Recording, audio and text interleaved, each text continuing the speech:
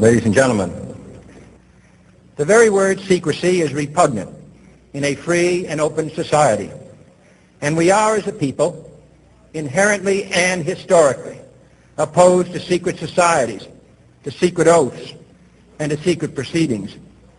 We decided long ago that the dangers of excessive and unwarranted concealment of pertinent facts far outweighed the dangers which are cited to justify it. Even today, there is little value in opposing the threat of a closed society by imitating its arbitrary restrictions. Even today, there is little value in ensuring the survival of our nation if our traditions do not survive with it. And there is very grave danger that an announced need for increased security will be seized upon by those anxious to expand its meaning to the very limits of official censorship and concealment. That I do not intend to permit to the extent that it's in my control.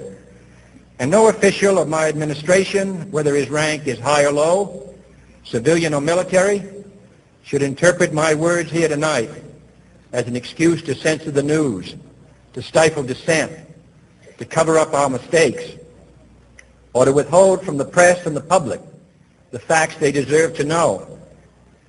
For we are opposed around the world by a monolithic and ruthless conspiracy that relies primarily on covert means for expanding its sphere of influence, on infiltration instead of invasion, on subversion instead of elections, on intimidation instead of free choice, on guerrillas by night instead of armies by day. It is a system which has conscripted vast human and material resources into the building of a tightly knit, highly efficient machine that combines military, diplomatic, intelligence, economic, scientific, and political operations. Its preparations are concealed, not published.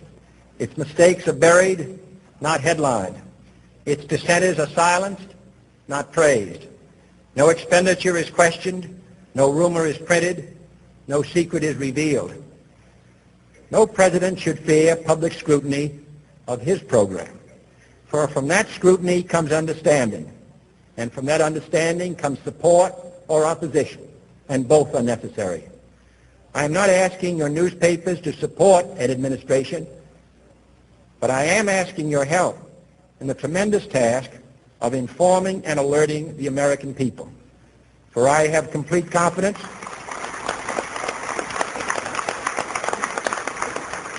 in the response and dedication of our citizens whenever they are fully informed. I not only could not stifle controversy among your readers, I welcome it. This administration intends to be candid about its errors. For as a wise man once said, an error doesn't become a mistake until you refuse to correct it. We intend to accept full responsibility for our errors, and we expect you to point them out when we miss them. Without debate, without criticism, no administration and no country can succeed, and no republic can survive. That is why the Athenian lawmaker Solon decreed it a crime for any citizen to shrink from controversy. And that is why our press was protected by the First Amendment, the only business in America specifically protected by the Constitution, not primarily to amuse and entertain, not to emphasize the trivial and the sentimental, not to simply give the public what it wants, but to inform, to arouse, to reflect, to state our dangers and our opportunities, to indicate our crises and our choices, to lead, mold, educate, and sometimes even anger public opinion. This means greater coverage and analysis of international news, for it is no longer far away and foreign, but close at hand and local. It means greater attention to improved understanding of the news, as well as improved transmission.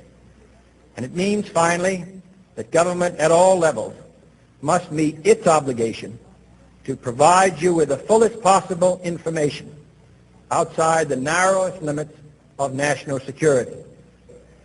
And so it is to the printing press, to the recorder of man's deeds, the keeper of his conscience, the courier of his news, that we look for strength and assistance, confident that with your help, man will be what he was born to be, free and independent.